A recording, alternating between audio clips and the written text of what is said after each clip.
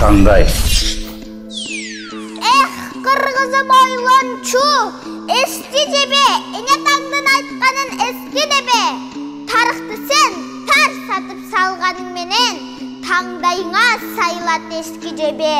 Какшап келем доо кетип балдарыңа, каргыш сөзгө кабылып калбагыла.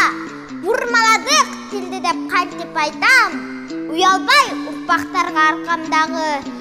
Тилсиз элдин тукуму курут болгон, тилин сактап калган эл улут болгон.